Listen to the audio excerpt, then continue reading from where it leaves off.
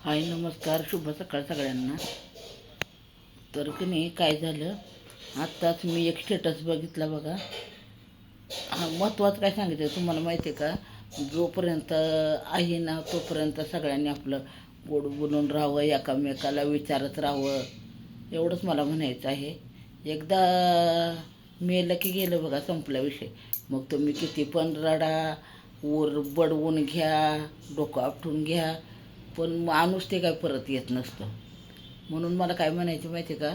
आहे तोपर्यंत दोन शब्द वेळ काढा आणि दोन शब्द बोला. एकदा मेलं ना का गेलं बघा, संपला विषय. हां, काही उपयोग नाही. मग मग आई म्हणा, बाबा म्हणा, काय म्हणायचे म्हणा, आजी म्हणा, आजोबा म्हणा, काही उपयोग नाही बघा. हां, आहे तोपर्यंत थोडासा वेळ काढा. जास्त असा पाठीवर वेळ काढा म्हणत नाही मी तुम्हाला. आहे तोपर्यंत 2 मिनटं वेळ काढा. तुम्ही तुमच्या संसारामध्ये आहेत मला माहीत आहे काय, पण थोडासा वेळ काढावा आईवडिलांच्यासाठी, बहीण भावंडांच्यासाठी, कुणी पण असू दे, सगळ्यांदा सांगते मी. तर सांगायचा मुद्दा काय आहे, आता बघा व्हॉट्सअपला का नाही एका मुलग्याचा स्टेटस बघितला मी. आमच्या गल्लीतलाच मुलगा आहे, त्याचा स्टेटस बघितला आणि एकदम बेकार वाटलं. कारण जी व्यक्ती म्हणजे वारली, देवा घरी गेलेली आहे, तर ना कायम दारावर न येता जाता रामकृष्ण हरी, रामकृष्ण हरी म्हणणार, माझ्या मुलग्याला बोलणार, मला बोलणार, जाता येता सगळ्यांसंग बोलणार. वाईट वाटलं मला खरं सांगायचं म्हणलं तर. कुठं पण भेटू दे, हाक मारल्याशिवाय पुढं जाणार नाही, अशी ती व्यक्ती होती. त्यांचं नाव काय मला माहीत नाही बघा. मी फोटो लावते, म्हणजे ह्याला थंबनेलला फोटो टाकते मी. मलाच बेकार वाटलं खरं सांगायचं म्हणलं तर.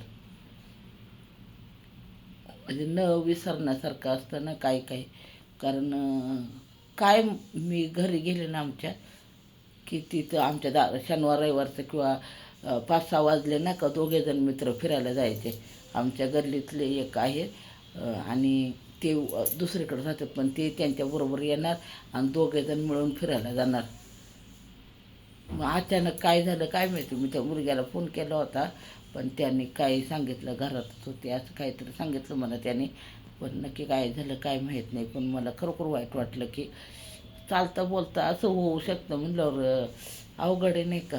पण एक महत्त्वाचं म्हणजे कसं असतं माहिती आहे का, आथुरणामध्ये पडण्यापेक्षा कुणीतरी आपली सेवा करावी असं नको व्हायला बघा. उठाकाठी मरण आलेलं लई चांगलं. त्या आथुरणामध्ये सू ते काढून काढून माणसं कंटाळतात बघा. तर खरं उठाकाठी जर मरण आलं ना तर लई चांगलं. कुणाची सेवा करून घ्यायला नको, कुणाचं तरवणी पाणी नको, काही नको बघा. उठाकाठी मरण आलं ना तर खरं देवाकडं माझंसुद्धा एवढंच मागणं आहे की मला देवा मरण दे, पण असं आथुरणामध्ये लोळायची वेळ येऊन देऊ नको. माझ्याकडं मी देवाकडं सुद्धा एवढंच मागणं मागते. हां, कारण आता पहिल्यासारखं कोणी सेवा करत नाही. म्हणून सांगते की प्रत्येकाने थोडासा वेळ काढावा प्रत्येकाने. चला, बाय बाय सगळ्यांना.